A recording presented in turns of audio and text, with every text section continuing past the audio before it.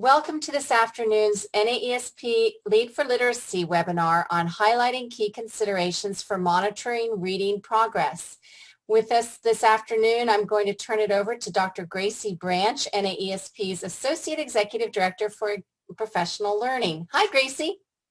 Hi, Honor, and thank you so much. I'm pleased to be here and to get to introduce to you today this great group of facilitators. NAESP has a wonderful partnership with the Lead for Literacy Center at the University of Oregon, and that's why we've been able to bring you this great series of literacy webinars. So with us today, we have David Feinstein. He is the doctoral candidate in the School of Psychology program at the University of Oregon, and he works as a graduate employee at the Center on Teaching and Learning. He has experience working as a special education assistant and school psychologist in British Columbia, Canada, and has more recently served on projects in Oregon and as an interventionist and data coach. And he's going to be defending that dissertation in August, so we're just going to wish you good luck today, David, on that.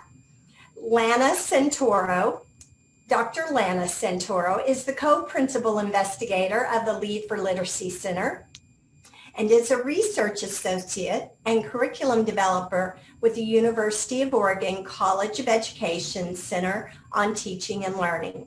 Dr. Santoro is the co-principal investigator on a series of research studies focused on classroom discourse, vocabulary, and comprehension of elementary grade students at risk for reading failure. And last but never least is Dr. Lauren Artsy. She is the technical assistance coach for the Lead for Literacy Center and senior researcher at AIR. Artsy's research and technical assistance activities focus on the areas of second language education, literacy instruction for English learners, and students with disabilities and multi-tiered systems of support. So welcome, and we're looking forward to the webinar today. Thanks so much, Gracie. We're excited to be with you and support our collaboration between the Lead for Literacy Center and NAESP. The Lead for Literacy Center is a partnership with the Center on Teaching and Learning and the American Institutes for Research. We have funding from the Office of Special Education Programs, U.S. Department of Education, to help support our work with technical assistance as we support implementation of evidence-based practices. So today's webinar is just a continuation of a series focused on that implementation of evidence-based practices. And I'll turn things over to Lauren, who will tell you a little bit more about our series. Great, thank you so much. So this is part of a partnership between the Lead for Literacy Center and NAESP, and we've been running a series of these events focused on different components that are important for school leaders to work with in developing school-wide reading frameworks at the school. And so this session focuses on assessment. It's our second assessment series focus, and this one is focused on monitoring reading progress. We do have 3 upcoming sessions left in the series. The next 2 are more instruction-oriented, and we'll dive into evidence-based practices to support children's code-based skills as well as their meaning level skills for adequate reading comprehension. And then we'll wrap up the series for this year looking at professional development structures in schools. All of these sessions are recorded and archived, so if you would like to reference back to any of the prior ones, there was another assessment session in November that focused on screening that we'll refer to. They're up on NAESP and archived as well. Coming along with this session today, everyone should have been sent some materials, just additional materials to accompany the PowerPoint. So the first is just a note-taking template. If, as the session's going on, you want to note some key takeaways, some implications for your specific context, and some actionables related to the different sections that we'll hear about, there is a fillable note-taking guide. And then with all of these web events, we provided some additional links to additional resources, and there's also additional resource links in the PowerPoint as well for additional reference after the webinar. And so for today, we will focus on recognizing features of evidence-based and research-based practices related to assessing literacy skills with a specific focus on progress monitoring. Again, for screening, which is another really important component in MTSS with assessment, there was a session in November that focused on that. We'll talk a lot about, some barriers and solutions around progress monitoring, and then identify the strengths and stretches of assessment practices within schools related to database decision making as it pertains to progress monitoring. And before I turn it over to David, we'll just briefly overview the Lead for Literacy framework and some of the theory behind it. And so we know for adequate reading comprehension, children need to have strong, what we called word recognition or code-based skills. So being able to understand the sounds and how the sounds make up certain words, reading fluency, decoding. But also it's really important for children to understand what they're reading. And that's what you see under the column related to language comprehension. So having strong vocabulary skills, oral language proficiency, background knowledge, and those elements lead to good reading comprehension. So this is a theory around, it's called Simple View of Reading. This specific graphic came from the Ohio Literacy Plan, and the link to that is on the screen below, and we can also share that as well. But these are the important components of reading. And so when we think about these related to MTSS, on the next slide, we want to think about how we can promote evidence-based practices for learning and instruction and assess students' understanding of these skills throughout a tiered system. So we talk about these practices in terms of multi-tiered systems of support for reading, where there's strong core instruction that meets the needs of about 80% of the students. And we do assessments, use assessments and database decision-making practices to understand if some students and who the students are that need additional supports and in what area of support they may need, and then can provide intervention at the tier 2 and tier 3 level to support those students and continuously monitor their progress to understand how the instruction is meeting their needs. So in Lead for Literacy, we developed a framework that really situates the evidence-based practices for language and literacy within an MTSS framework. And this is the Lead for Literacy framework. And it's meant to help guide school leaders in these areas to for school-wide reading frameworks. So the elements, there's 5 elements: looking at standards, priorities, and goals, administration, organization, and communication, and then assessments and instruction.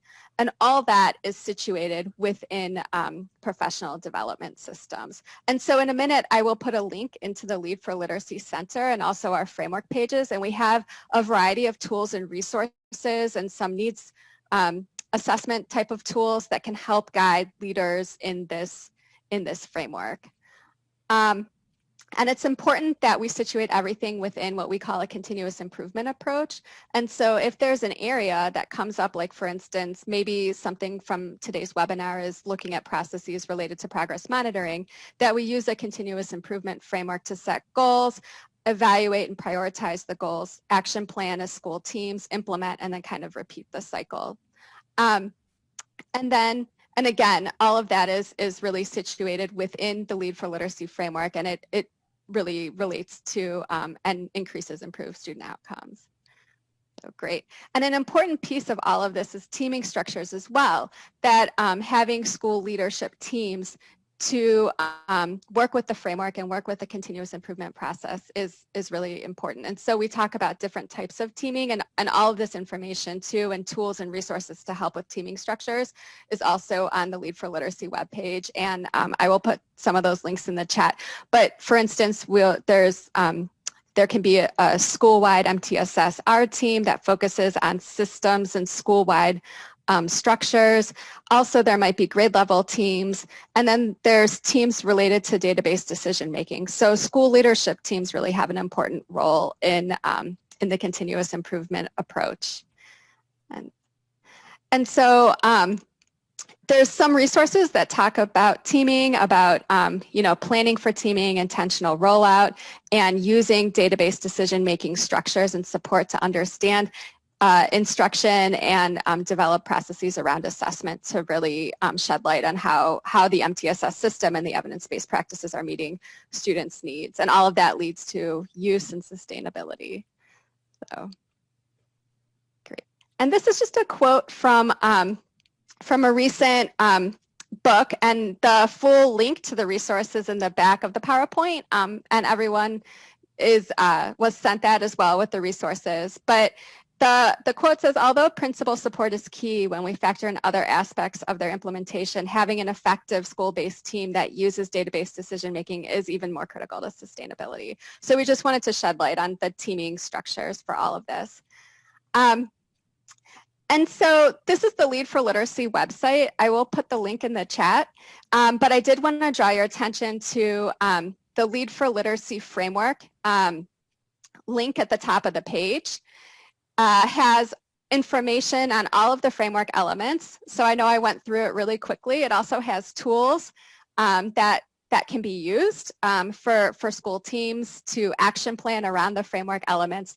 There's also a resource repository. So you can type in different topics related to each of the framework elements, and it will show you different resources for, like, for instance, professional development modules that are online, different toolkits, different informational briefs.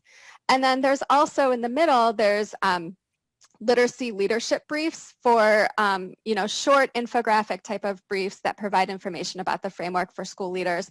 It also provides links to additional resources such as What Works Clearinghouse practice guides from IES and other resources as well. So I'll put all of these links in the chat in a minute as well, so you have that information. And that was part of the resources page that was emailed out. In a minute, I'll turn it over to David, and he'll talk through the assessment component of the Lead for Literacy framework, and you can see the different areas on the screen. But first, we just wanted to get a sense of who is here. And so we have a couple of polls, and I think this is a good time to have the first poll, just to get an understanding of who's here. So if you're a principal, another administrator, a teacher, educator. Okay, another second, and I'll close the poll and we'll share the results. Okay, I'm ending polling now and sharing the results. Great. So this is really helpful for us. So yeah, we'll talk about the content as it pertains to school leadership and administration, but we'll also kind of talk about the teacher and other educators' role in the assessment system. And if you're able to just write your role and in the chat, that will help us to know who's here. So great. So I will turn it over to David, and also we wanted to encourage everybody to use the chat, and David will talk more about that. And in the meantime, I'll put some of the links that I just talked through in the chat. Absolutely. Yeah. Thank you so much, Lauren, as well as both Gracie and Honor for hosting us today. It is an absolute pleasure to be here. As Lauren had mentioned, this is part 2 to the assessment sessions. And the first one was really a deep dive on screening. And this is the natural follow-up, monitoring student progress, because screening is a really good indicator of the health of your literacy system. And then we can take that indicator just a little further and look at how we can make instructional adjustments based on data. So as we're going through today, I hope to spark some ideas for you, some discussion, some continuous improvement avenues. And when that comes up, please do feel free to put that in the chat. Any questions that you have, you're more than welcome to directly message Lauren Artsy, or you can share a question or comment with the entire group today. So happy to have you contribute in ways that are comfortable for you. And also we can get through this webinar and it can be effective for you in disseminating a whole ton of information in addition to a lot of resources. It's wonderful to see a number of folks from around the country today absolutely acknowledging that there is inclement weather. So please know that if you need to come back to the recording because your internet goes out, that is A-okay. We're happy to have you here for when you can be here. The key foundation in understanding assessment is really 2 pieces. 1, assessment is about collecting data, and 2, assessment is also about using that data.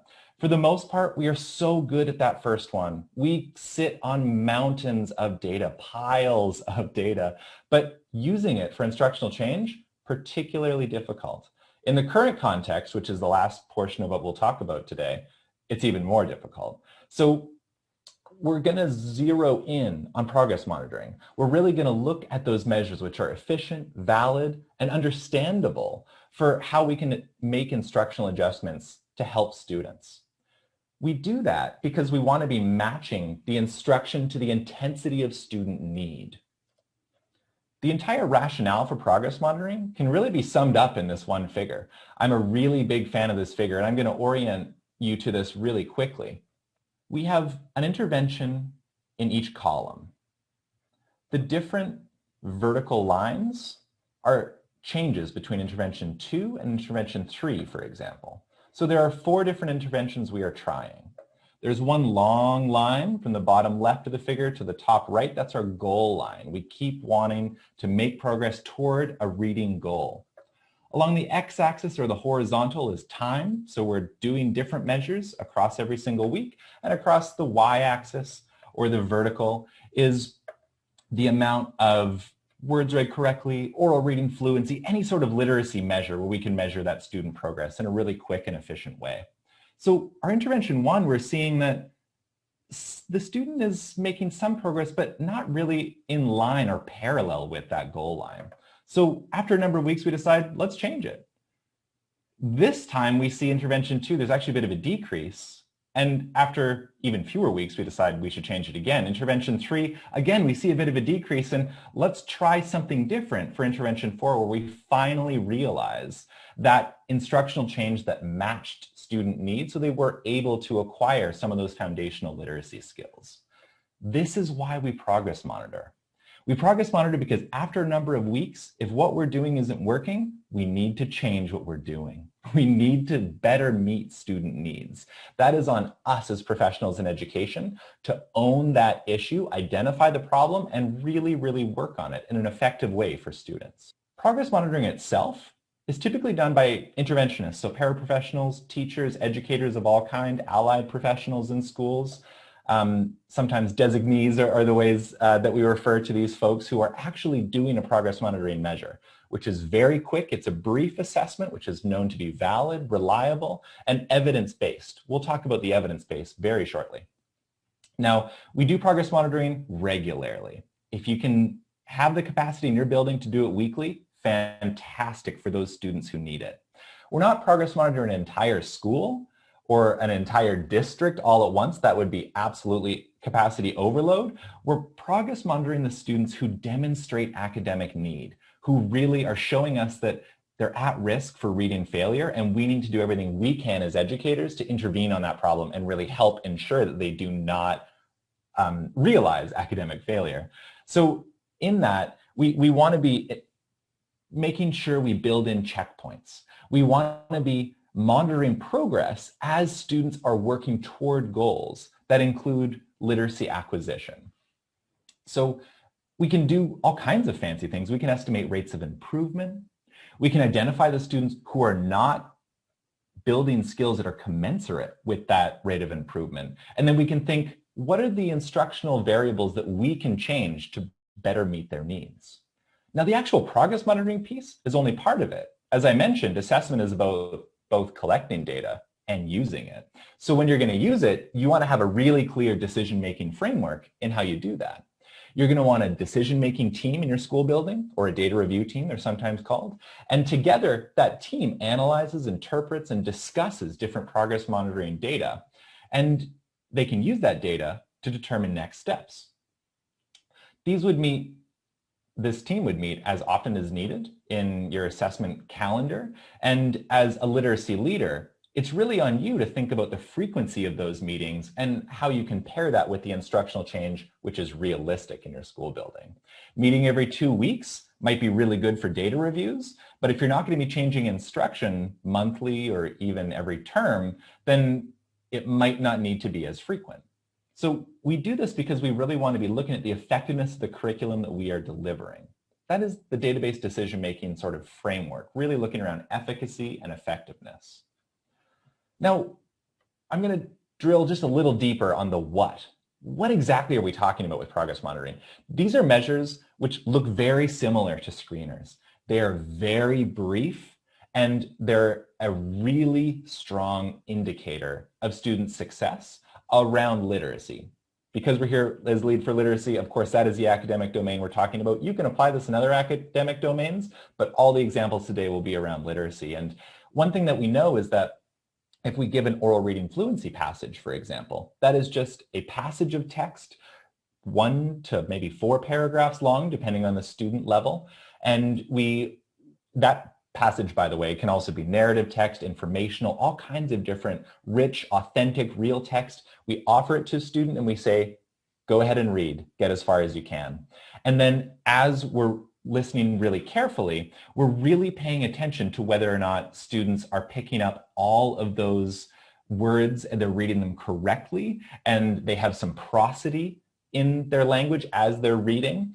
Good readers do all kinds of sophisticated things they can't always explain because they've learned to decode, recode, and unitize words, and they can do it so fast as they've acquired all those foundational literacy skills that it is so apparent to us that those good readers are incredibly facile with any sort of connected text you put in front of them.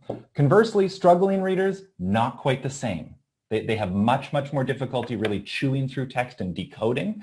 And it means that if we present them a similar passage the next time, they'll have similar sorts of challenges. So we want to be providing alternate forms, that is similar text repeatedly. That is if we're going to be monitoring progress every week or every 2 weeks.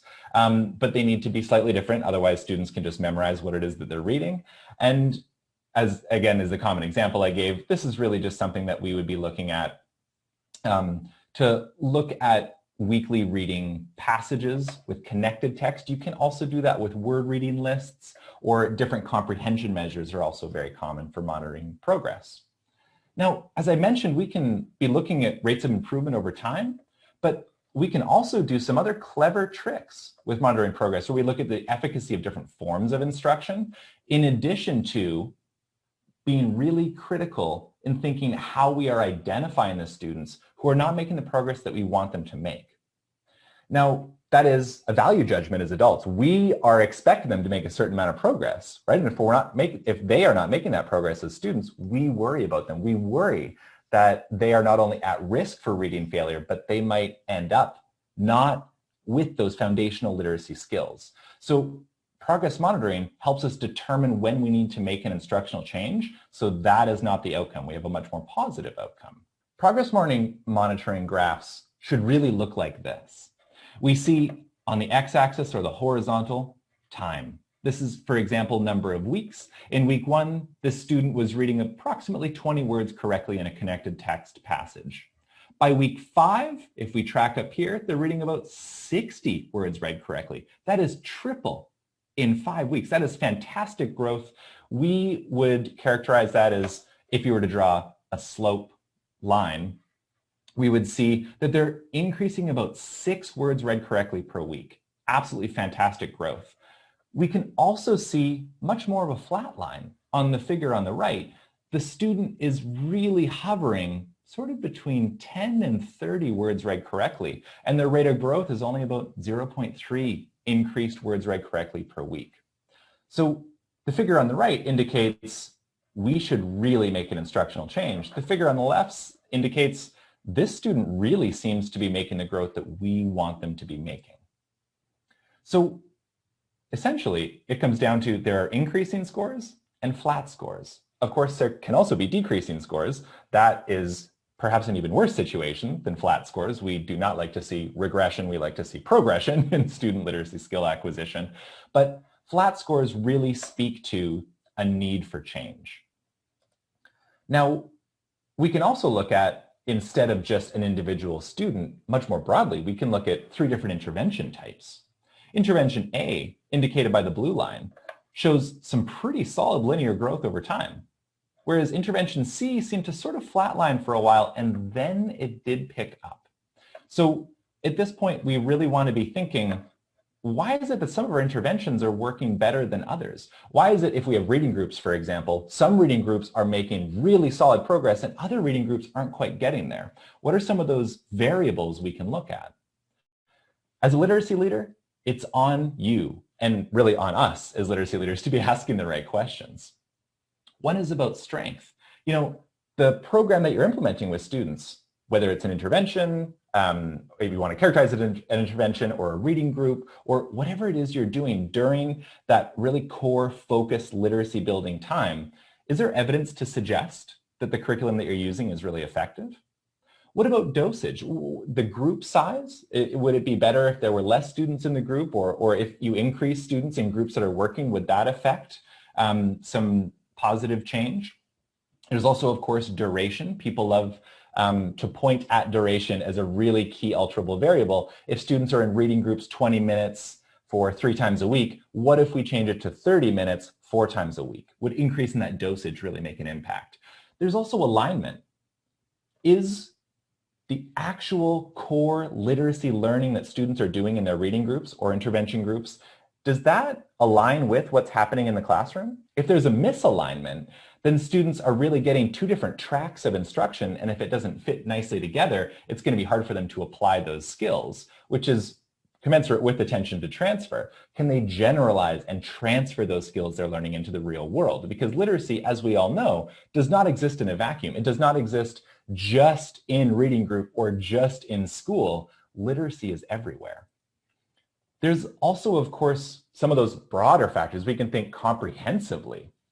Does the intervention or reading groups that we are running, do they include comprehensive, really explicit instructional techniques such that every single interaction that students are doing, they have opportunities to respond? Are they reviewing where they need to review? Is the program really built not just on 5 minutes of daily practice, but a little longer, more like 20, 30, maybe 45 minutes, depending on how these groups look, of really comprehensive different aspects of literacy and zeroing in on the rates of growth you want to see for specific components? For example, oral reading fluency. Comprehensiveness can also look at how well that curriculum that you're using integrates into the more broad, comprehensive, what's happening in core classrooms. Are students getting opportunities to respond not only in their reading group, but also in their classroom? Can they review both in their reading group and review in their classroom? And then, of course, there's individualization.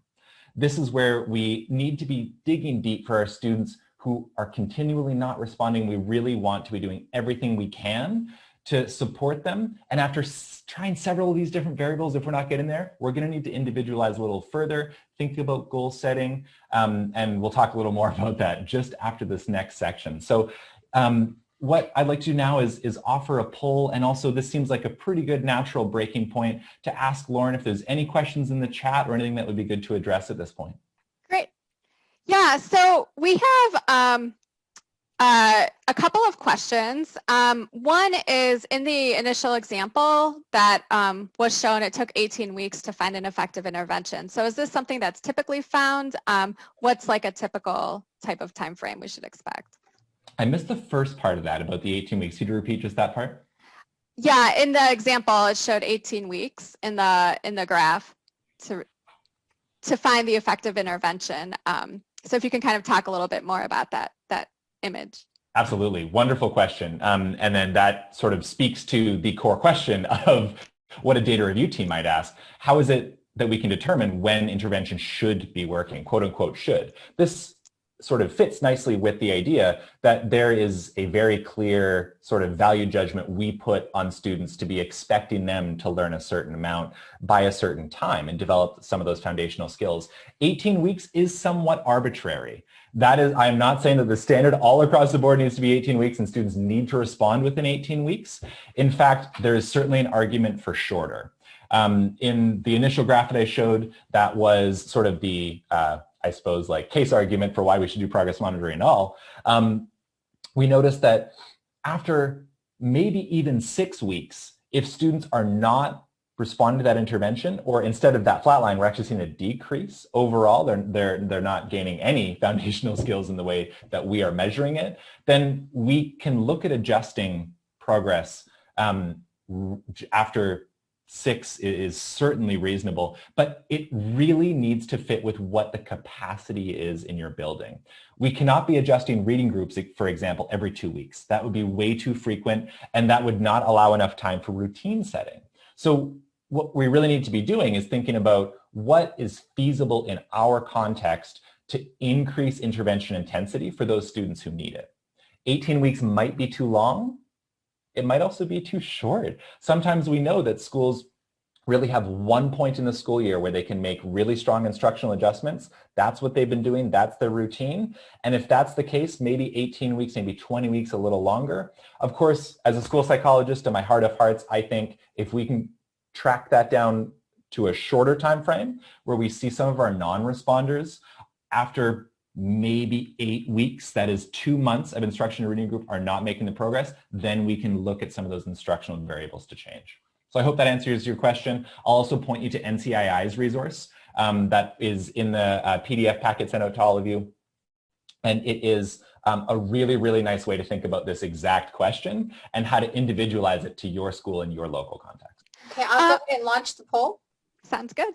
Awesome. And so this question asks, and the prior slide, David just talked through the active ingredients related to literacy intervention. So dosage, alignment, supplemental supports, intensification, a few others. And we just wanted everyone to take a minute and check which active ingredient you might prioritize in the coming time period. Yeah, so it sounds like the majority of everyone on this event is looking at prioritizing alignment to student needs. So that definitely got the most at 76%. And then kind of the next one, which we'll talk about next, is intensification. So looking at effective components of intensification. Supplemental supports came in third at 8%, and then dosage at 4%. But definitely it looks like many people want to look at alignment to student need. Yeah, it's so common and something that I think, knowing that as empathetic humans who work in the education sector, so common. We can so easily think of students who are either non-responders or we know that they are at risk and we want to do everything we can to help them. So how do we align our progress monitoring data, link that with instructional need, and help them achieve some of those really core literacy skills such that they can have literacy and be fluent with that for the rest of their lives. So this section is really on the how of progress monitoring, and part of that will be looking at alignment. So please do ask further questions and more specific questions if you have them as we go. Now, a key piece of this is certainly choosing the right tool. And choosing the right tool, fortunately, we have a ton of data and research on. NCII's academic progress monitoring tools chart is the one-stop shop for what you need to know in selecting a progress monitoring tool. Again, we want them to be reliable, valid, and evidence-based because of those, as well as efficient. This is a screenshot from NCII's website in their progress monitoring tools chart, and you'll notice they actually have data on reliability and validity here. They use, in the legend, you can see they have some different indicators giving convincing evidence, partially convincing evidence, and unconvincing evidence of all the different measures that they list. It's very likely if you're already using a screener or progress monitoring tool in literacy, you will find your measure here on the academic progress monitoring tools chart. You can look at the reliability, validity, and think through how that currently fits within your literacy model in your school, and whether or not a different tool will do better, or different sort of biases that come with these tools. As you can see here, the bias analysis, very important to be cognizant of. I see Lauren just put the link in the chat, so I really encourage you to check that out if you have not already. So how do we do this? How do we really progress monitor in a way that makes sense? I'll get into what is currently happening in your school buildings and address that shortly, but really I want to sort of point to what is hopefully the elephant in the room, in that it is time intensive and hard. At the same time, I really want to encourage you to use a common sense approach. This should not be something that is so burdensome that just collecting the data burns everybody out, because then we can't even have the capacity to use the data. Progress monitoring should really be something that's consistent, and if that needs to be monthly, that's okay. If it can be twice a month, that's fantastic. It needs to be systematic as well, fitting within the framework that you have in your school building for deploying literacy instruction, assessment, as well as savvy literacy leaders even linked to professional learning.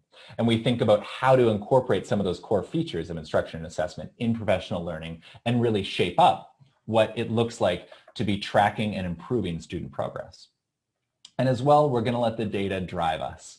We are not going to go on our own intuition or our own feelings. We're going to cluster multiple data points. It's not only about one measure, it's about multiple measures. And we can have them formal and informal, and together they really drive the process for monitoring student progress. I really encourage you, and I've said this several times, to know your limit and play within it. Really think about what the capacity is in your building to monitor student progress and how feasible it is to plan intervention around the data that you're collecting. As I mentioned, clustering data points, very important.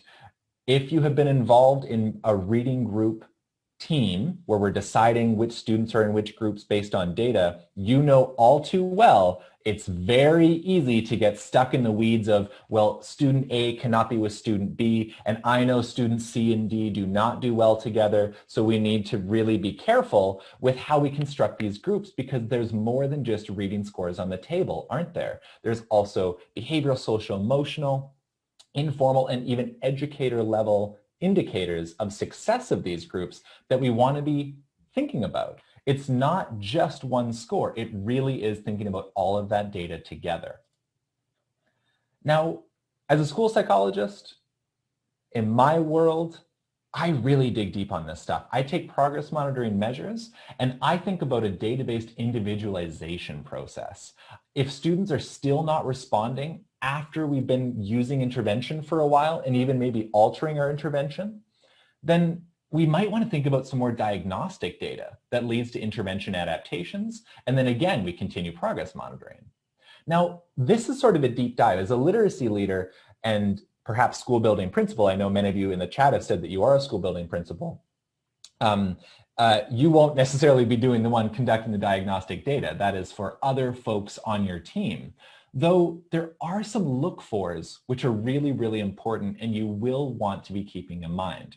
That is the lion's share of the remainder of this section. But just know that this data-based individualization process maps onto the look-fors as a literacy leader. Data-based individualization is truly a validated framework. It's a process. It doesn't just happen once. It's something that with students who demonstrate need, we are doing multiple times. And it's domain specific to what the data is showing us. If it's showing that fluency is a really, really sticky issue for this student, it's going to very likely be several years of going through this. Now, going through this as a school psychologist will look different as a literacy leader. And as a literacy leader, your look-fors have essentially 5 key components. And I'll walk through each of these. So first, we want to be planning. We want to be thinking about what the current context is for us, what we're really doing right now, not what we say we're doing, what we're actually doing right now, document that, and then look at changes you can make towards continuous improvement. So I'll start with planning and then walk through each of these. In planning, we really want to be systematizing your current approach. I already mentioned documenting, but put on a calendar not only when intervention groups happen, when instructional change is supposed to happen, but also when assessments happen.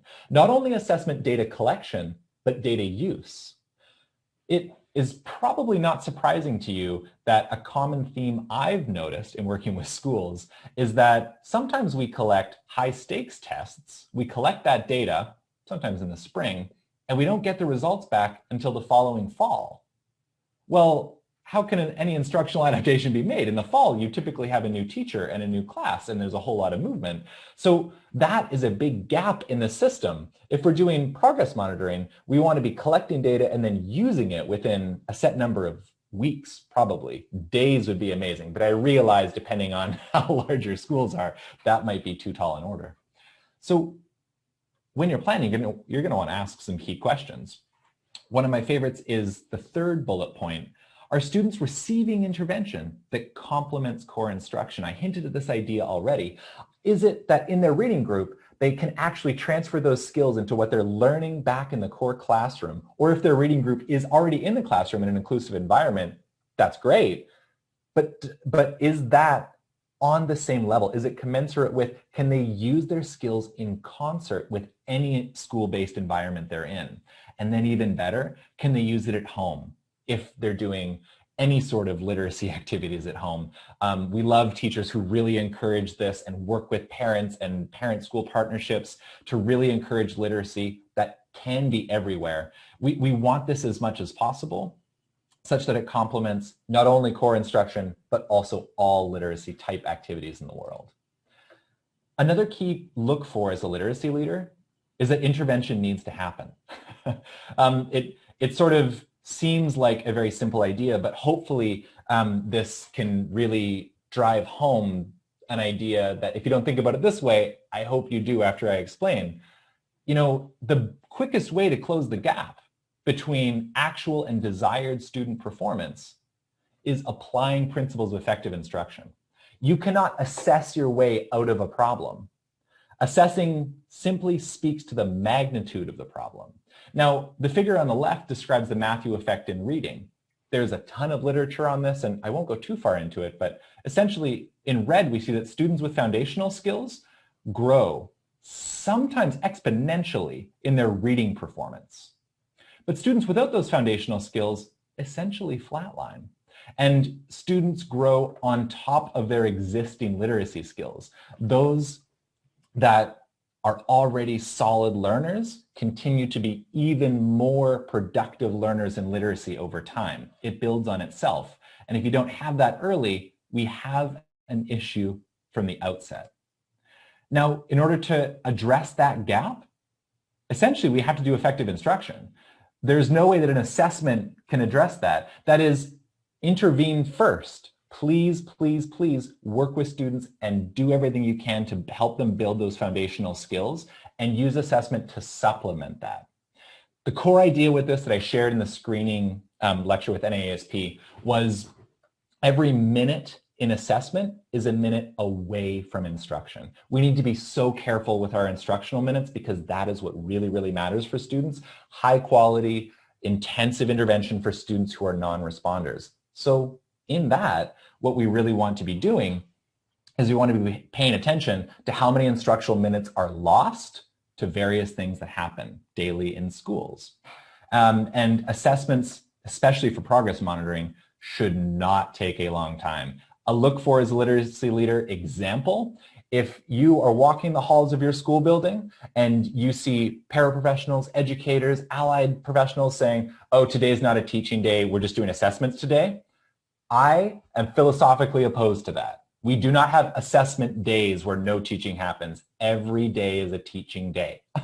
We always are teaching students how to read in the best way that we can, and we use assessments to inform instructional change, and those assessments only need to be very, very short in duration. I'm talking 1 to 3 minutes to get an indication of how the students are performing and what we can do to then ameliorate some of those gaps.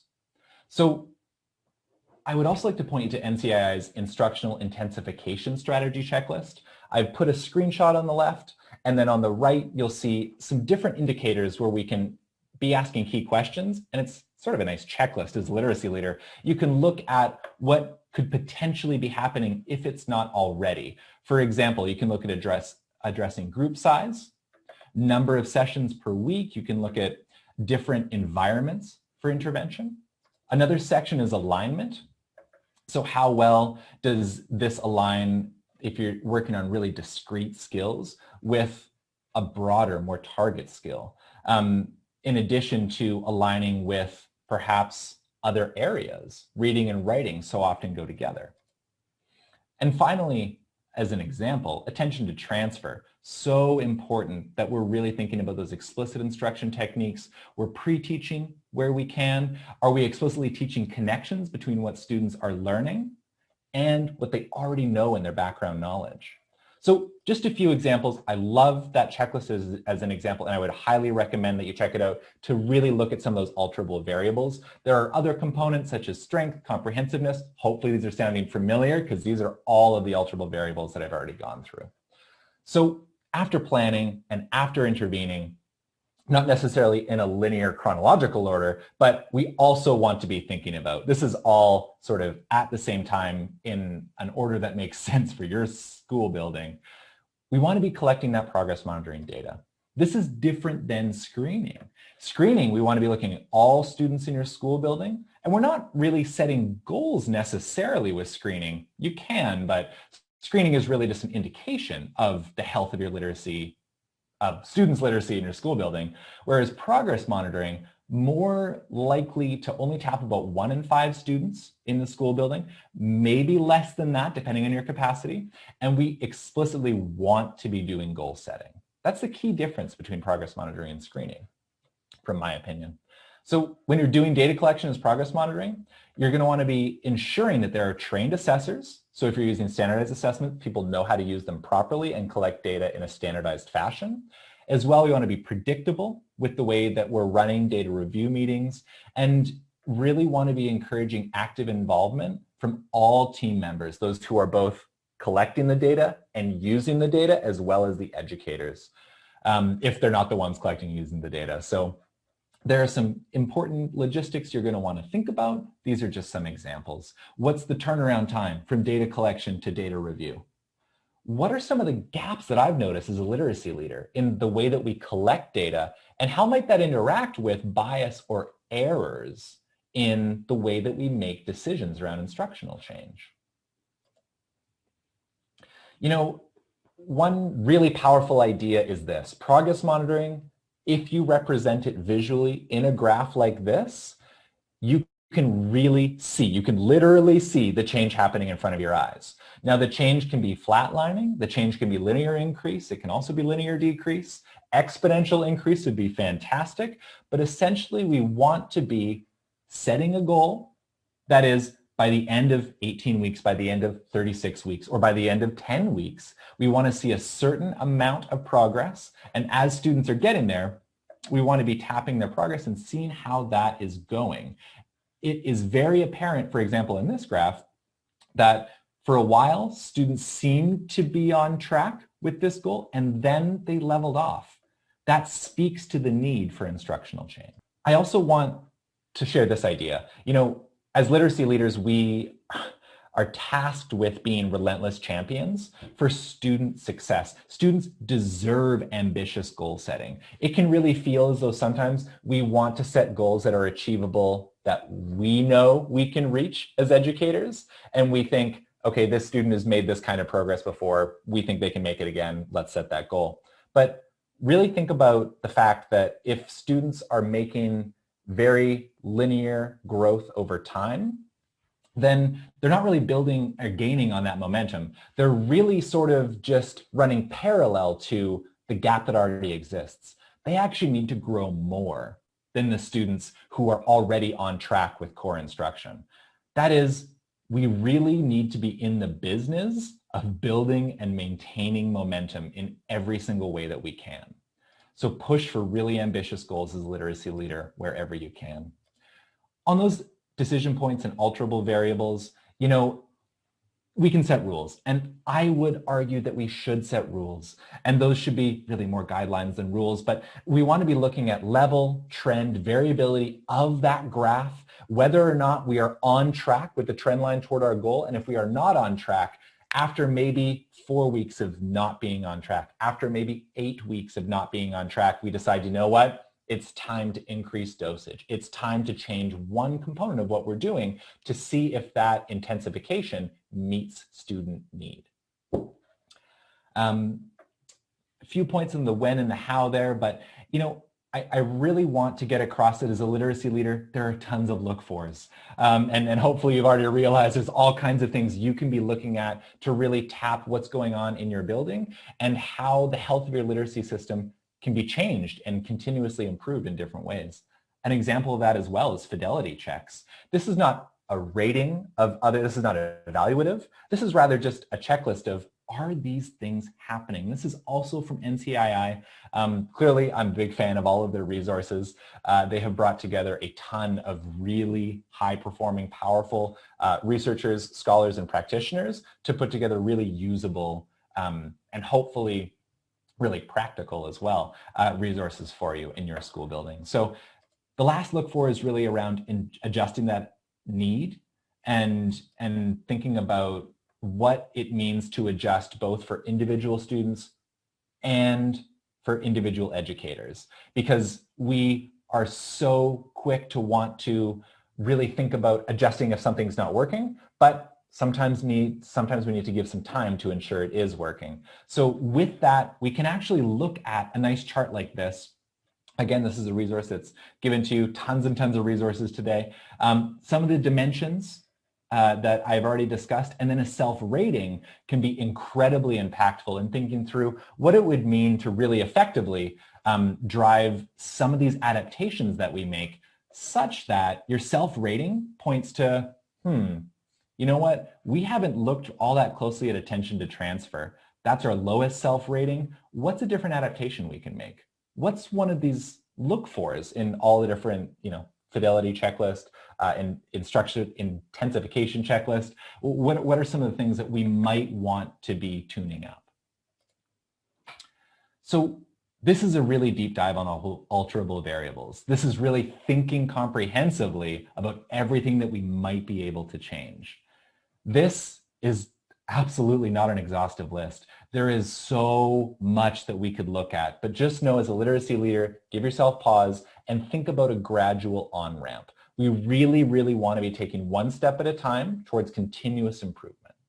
So again, I think this is a good place to sort of pause. I've given you a lot there. Ask Lauren if there are any questions, and as well, we'll have a poll for you very shortly.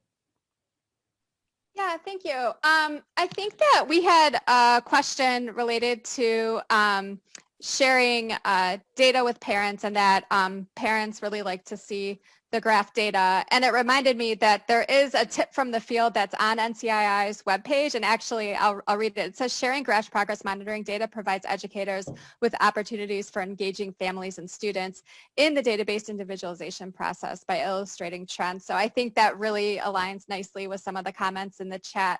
I did get a comment about, I'm just trying to find it. It was about how to graph the progress monitoring data, I believe. Are there any really good tracking tools to track progress monitoring? Yes. Okay. So my top recommendation is at the front of this section. I gave that progress monitoring tools chart. Those tools are absolutely the ones you're going to want to be looking at, and look at the one that makes the most sense for your context based on the evidence, and there's a few different indicators there. So I'll point you to that, as well as NCII actually has a really nice progress monitoring workshop. It'll only take you about 2 hours. There's a few different modules, and as you go through, you can think about how to effectively use that tool that you select for your students in your local context. There are a couple of things that came in on virtual, and I think that's what we're getting to next. But first, we'll do a really quick poll. I know it's coming up on the hour. So where's progress monitoring? Where's the workflow that you're finding in your school and team is getting stuck? So is it on the planning, intervention, data collection, making instructional decisions, or adjustments? And we'll give it another second and then close it. Yeah, and the majority, 39% of everyone is saying that making instructional adjustments is sort of where there's some of the areas where the team is getting stuck. So again, a lot of the resources and links that we shared can help with that. Making instructional decisions, collecting data kind of came up in the next group at about 17-19%, and then planning and intervention next. Fantastic. Great. Yeah. Again, those alterations are absolutely something that we're all here for. So it's wonderful to see that the core message of what I'm here to share is a really good fit with what it is you're looking to do in your building. This last section, I'm actually going to do extremely quickly. It fits just with my previous session in November on screening. As a reminder, we can do this virtually if we need to in the current context. I realize there's a pandemic. We absolutely need to acknowledge that. There are some really, really good tips and best practices available. Those are provided on your resource sheet as well. In short, we want to be using brief standardized tools, and we want to be comparing apples to apples. Switching the mode of administration on a child in a matter of weeks might not be fair unless we switch it and then continue on with a new mode for the remainder. So some different considerations for you, which boil down to this. You want to be asking, if we're going to collect data remotely, is it going to be valid? Can we actually use it for instructional decision making? And can we use it beyond that to communicate to parents and communicate within our team, school building level teams? If not, informal measures might be more appropriate. That is, instead of a formal standardized measure, you're more offering students the opportunity to read with rich literature, and you're simply listening to them read and tracking some of that informally. So a few resources as well for students with disabilities. This is specific to looking at what we can do to address IEPs and looking at some of the policy and practice in the current context. These are some of the three hot off the press, really, really high quality resources you're going to want to be thinking about. And I highly encourage that you check out these. And now, because I've given you over a dozen different things to check out, I'm going to very quickly just address the fact that as literacy leaders, we want to be doing everything we can to really, really be upholding continuous improvement and starting somewhere. We do not want perfect to be the enemy of good. We really, really want to be that savvy and relentless champion for student success at all levels. There is even research to suggest that some of those attributes as a leader, you want to be empowering of your staff, you want to involve people and really collaborate highly. So I've included some additional resources here, which I think puts me way over a dozen resources to share with you. It's been an absolute pleasure. Thank you so much. I'm going to hand it back to Lauren. Great, thank you. We have just a little bit of time left. Again, some great comments in the chat and questions, and definitely our emails are in the PowerPoint, so please feel free to connect with us if you have any questions. I will put the survey link in the chat. If you're able to do the survey, that really helps us with our information about how these sessions are meeting your needs and points of improvement. So I will put the link in the chat. And wanted to thank David for all of the great information and everyone's engagement and questions in the chat. It was really a pleasure. And just to wrap up, just briefly wanted to highlight, again, the Lead for Literacy framework at the front of the session and in the resource list if you go to the next slide, next two slides, and the next one. Yeah, so again, this is a framework that was designed for school leaders to support your implementation around school-wide reading models, and there's tools and resources at the L4L website. And again, we definitely encourage the use of a continuous improvement process with any of the action items and engagement with the framework that goes along with it. Again, our next session on the next slide will be at the end of March, and we will be focused on an instruction component within the framework and talk specifically about supporting children in their word recognition and code-based skills. And with that, I will turn it back over to, and our contacts are there as well, to Gracie and Honor. Thank you so much, everybody. Thank you, David and Lauren and Lana. We really appreciate it. David, you made some really, really powerful points today. I appreciated you talking to principals about looking at the capacity within their own buildings and setting those parameters. And I love it when we talk about empowering others to be a part of the process, because being a principal is a hard job, or an assistant principal, and we can't do it alone.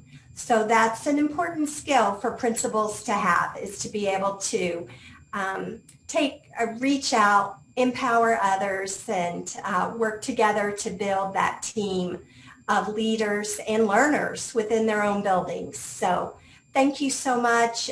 Again, the Lead for Literacy website is just full of great resources for school leaders. So we want to point you again in that direction, and we'll look forward to our next webinar coming up. And it seems like they get here before we know it. So thank you again for all of the information you shared today.